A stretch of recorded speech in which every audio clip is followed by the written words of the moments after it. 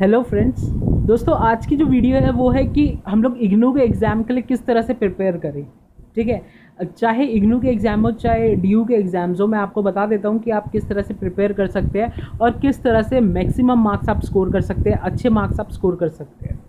सबसे पहली बात तो मैं आपको ये बताता हूँ कि इग्नू के जो एग्ज़ाम्स होते हैं ना यार, देखिए, जितने भी जने देते हैं जनरली काफ़ी ऐसे बच्चे होते हैं जो या तो जॉब कर रहे होते हैं या तो किसी बिज़नेस में एंगेज होते हैं या तो किसी न किसी चीज़ में लगे होते हैं, तो वो साइड बाय साइड अपना इग्नू का एग्ज़ाम दे रहे होते हैं। तो मैं आज आप लोगों को बता देता हूँ कि किस तरह से आप लोग एग्ज़ाम अपने प्रिपरेशन को ज़्यादा टाइम दे सकते हैं या जितना भी टाइम आप दे सकते हैं दीजिए, और उससे लेकिन अच्छे नंबर किस तरह से स्कोर करने, किस तरह से आपको पढ़ना है, ठीक है, या किस में से पढ़ना है जिससे आपके जो मार्क्स है वो अच्छे से अच्छे आ सके।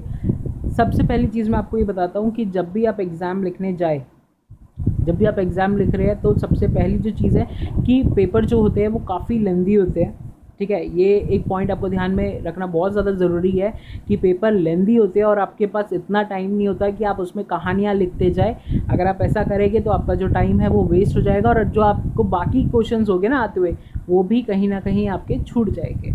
आपको करना क्या है, आपको वर्ड लिमिट्स पे बहुत ज़्यादा ध्यान देना है। अगर वर्ड लिमिट्स दी गई है, सपोज मान लीजिए 100 वर्ड्स, 120 वर्ड्स, आपको उसी में ही उस आंसर को ख़त्म करना है, उससे ज़्यादा आपको लेके नहीं जाना है। कोशिश ये कीजिए कि मैं जितनी भी चीज़ें आंसर्स में लिख रहा हूँ वो उससे रिलेटेड ही लिख रहा हूँ। बेशक अपने आप बना के लिख रहा हूँ या अपने लैंग्वेज में बना के लिख रहा हूँ, ज़्यादा प्रोफेशनल लैंग्वेज नहीं यूज़ कर रहा हूँ, हाँ कुछ कुछ यूज़ कर रहा हूँ, वो चीज़ चलती है, लेकिन उससे रिलेटेड होना बहुत ज़्यादा ज़रूरी है। तो प्रिपेयर कैसे करें? देखिए, जो हमको इग्नू से स्टडी मटेरियल मिलता है वो काफ़ी ज़्यादा हेल्पफुल होता है, काफ़ी ज़्यादा यूज़फुल होता है। ये है कि वो होता बहुत ज़्यादा है क्योंकि वो डिवाइडेड होता है। उसमें मैंने देखा है कि जो एक सब्जेक्ट है उसको काफ़ी हिस्सों में डिवाइड किया गया होता है। ठीक है, 1 पार्ट, 2 पार्ट, 3 पार्ट, 4 पार्ट, तो वो जस्ट एक डिवाइडेड होता है जिसकी वजह से जो बुक्स होती है वो देखने में बहुत ज़्यादा लगती है। लेकिन ऐसा कुछ नहीं है। कई बच्चे क्या होते हैं, उन स्टडी मटेरियल्स पे बिल्कुल भी ध्यान नहीं देते हैं, जो कि गलत है। आप एक बार स्टडी मटेरियल्स जो आपको इग्नू से मिला है ना, उसको पढ़ के देखिए, उसकी लैंग्वेज देखिए, वो काफ़ी इजी लैंग्वेज है। अगर आप उसको ध्यान से पढ़ेंगे तो वो चीज़ आपके दिमाग में बैठती चली जाएगी। वो इतनी इजी लैंग्वेज में है और उसी से ही रिलेटेड उसमें चीज़ें हैं जो आपका टॉपिक है, कुछ भी फालतू चीज़ उसमें इंक्लूडेड नहीं है। ठीक है, जो चीज़, हर चीज़ उसमें कॉन्सेप्ट वाइज है। आपको कोई भी चीज़ मेरे ख्याल से उस क्या कहते हैं, आपके स्टडी मटेरियल में से रटने की ज़रूरत नहीं पड़ेगी।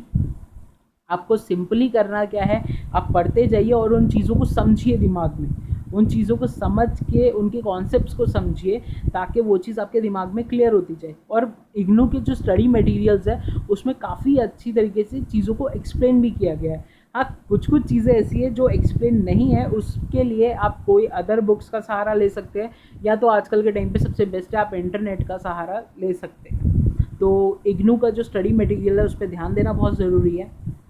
चाहे आप इग्नू के स्टडी मटेरियल से पढ़े या किसी और बुक से पढ़े, जैसे नीरज या और भी काफ़ी बुक्स आती है उसमें से पढ़िए।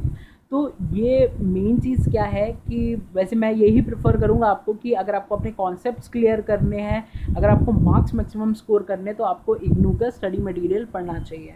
तो दूसरी चीज़ जो ये है कि आप जब भी पढ़े ना, तो आप उसमें से जो बोल्ड वर्ड्स हैं, यानी कि जो मेन टॉपिक्स है या जो आपको लग रहा है बहुत इंपॉर्टेंट है, उसको मार्क कर लीजिए और साथ ही साथ एक कॉपी बना लीजिए, उसमें नोट्स बनाइए। अगर आप नोट्स बना के पढ़ेंगे तो आपको लास्ट मोमेंट पे दिक्कत नहीं होगी, पूरी पूरी बुक्स के अंदर डीपली जाने की ज़रूरत नहीं पड़ेगी। आप रिवीजन ईजिली अपनी नोट्स से कर सकते हैं और जो कॉन्सेप्ट था वो आपको बहुत जल्दी याद आ जाएगा। नोट्स बना के पढ़िए, बहुत इंपॉर्टेंट है और बहुत ही मदद करेगा आपके अच्छे नंबर स्कोर करने में। नेक्स्ट जो चीज़ आती है कि अब हम, कई लोग ये सोचते हैं कि यार नोट्स बनाना तो काफ़ी आलस का काम है, छोड़ो हम लर्न करते जाते हैं, तो वो चीज़ें हमारे दिमाग में नहीं बैठती है। नोट्स आपके लास्ट मोमेंट पे बहुत ज़्यादा मदद करते हैं, इस चीज़ का ध्यान रखिएगा। अब आता है पढ़ाई करने का एक मेन तरीका कि कई बच्चे ऐसे होते हैं जो एग्ज़ाम से सिर्फ 2 या 3 दिन पहले या ज़्यादा से ज़्यादा मैक्सिमम हफ्ता भर पहले पढ़ाई शुरू करते हैं। तो दोस्तों ये चीज़ गलत है। अगर आप हफ्ता भर पहले पढ़ाई करें या 2-3 दिन पहले पढ़ाई करें तो पूरे साल की पढ़ाई एक हफ्ता या 2-3 दिन में नहीं हो जाती है। तो ये चीज़ बिल्कुल गलत है कि हम लोग 2-3 दिन पहले करें या 1 हफ्ते पहले करें तो हमारे अच्छे मार्क्स आ जाए, तो ये सोचना भी गलत है क्योंकि हमारे अच्छे मार्क्स नहीं आ पाएंगे। इवन पास होने तक की मुश्किल हो जाएगी अगर हम ऐसा करेंगे। मैं आपसे यही रिक्वेस्ट करूँगा कि अगर आप पढ़ना ही चाहते हैं ना, तो माना कि आप कोई और साइड एक्टिविटी भी कर रहे हैं तो कुछ नहीं तो डेली 2 घंटा अपनी पढ़ाई के लिए निकालिए।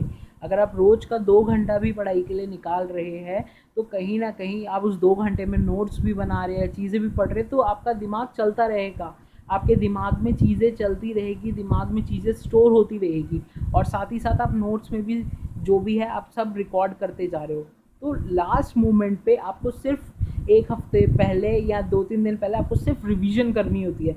दिमाग आपकी ऑलरेडी सारी चीज़ें पढ़ चुका है, ठीक है, नोट्स में आपने सारी चीज़ें लिख दी है, तो जब मैं रिवीजन करूँगा तो उससे क्या होगा, जो भी चीज़ मैंने पढ़ी है वो और शार्प हो जाएगी, और नोट्स की मदद से वो चीज़ें मेरे दिमाग में बहुत ज़्यादा जल्दी दोबारा से आ जाएगी कि मैंने क्या क्या पढ़ा था, क्या क्या था।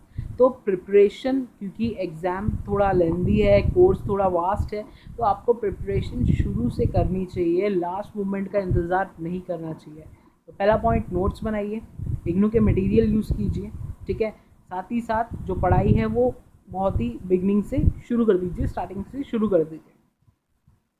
जो नेक्स्ट पॉइंट आता है वो ये आता है कि देखिए हम लोग क्या करते हैं, एक शेड्यूल बना के नहीं पढ़ते हैं। आपको एक शेड्यूल बनाना बहुत ज़्यादा ज़रूरी है कि मेरा इतना से इतना टाइम है। अगर मैंने रोज़ का 2 घंटा या 3 घंटा का टाइम माना है तो कुछ भी हो जाए, चाहे इधर से उधर हो जाए, सब कुछ हो जाए, कुछ भी हो जाए, लेकिन मुझे ये 3 घंटा या 2 घंटा जो मैंने शेड्यूल बनाया है, मुझे ये 3 घंटा 2 घंटा पढ़ना ही पढ़ना है, ठीक है। एक रूटीन बना के चलिए, एक अपना एक टाइम टेबल बना लीजिए कि मुझे टाइम देना ही देना है, ठीक है।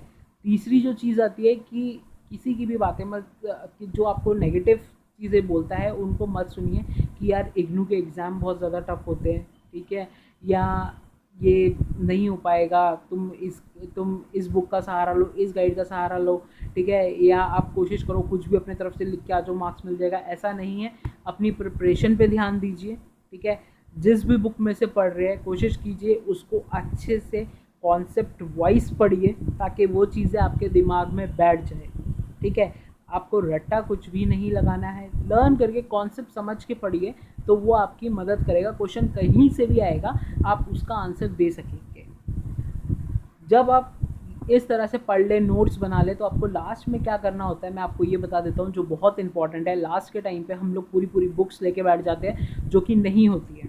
तो अगर आप बिगनिंग से पढ़ रहे हैं, अगर आप स्टार्टिंग से पढ़ रहे हैं, तो आपको क्या करना है, आपको प्रीवियस ईयर के पेपर्स का खुद से टेस्ट देना है।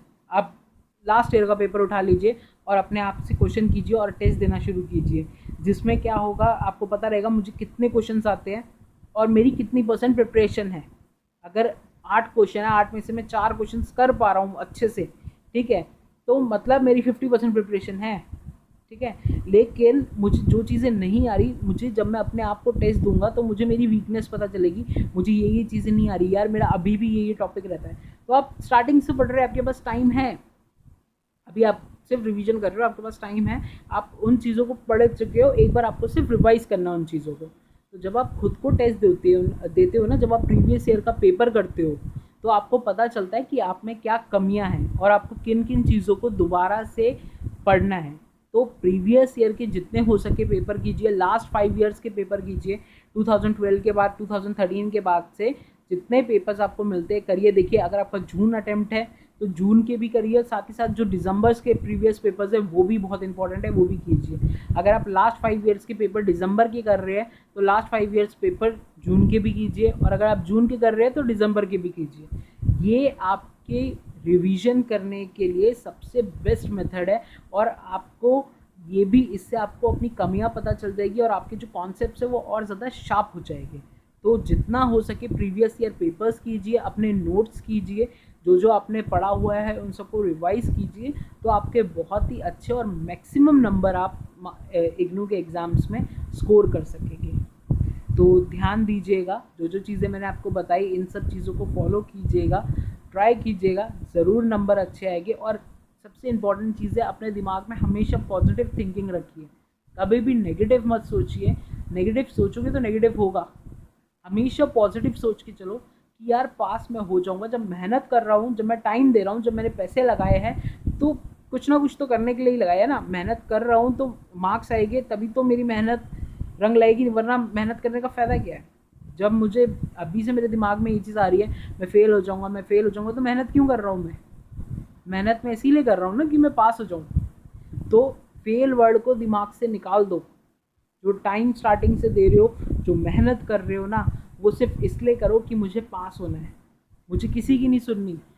जब जो एग्ज़ाम देता है, कई बच्चे पास भी तो होते हैं, तो वो भी तो मेहनत ही करके पास होते हैं। तो कुछ भी हो जाए, मुझे मैक्सिमम से मैक्सिमम नंबर लाने हैं, ठीक है। मुझे पता चल गया है अब कि कौन कौन सी चीज़ों पे मुझे ध्यान देना है इस वीडियो के माध्यम से, और अब मैं उन्हीं चीज़ों पे ध्यान दूंगा, ठीक है। अपने तरफ से पूरा 100% दूंगा, बाकी जो भी रिजल्ट है वो देखी जाएगी।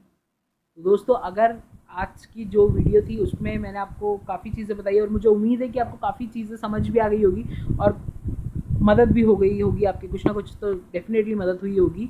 तो अगर आपको ये वीडियो पसंद आई है तो प्लीज़ लाइक कर दीजिए, चैनल को सब्सक्राइब कर दीजिए और शेयर कर दीजिए। वैसे मैं इग्नू से रिलेटेड और भी कई वीडियोस इस चैनल पे लेके आऊँगा, जिससे आपकी मदद हो जाए और टाइम टू टाइम आप लोग भी अपडेट रहें।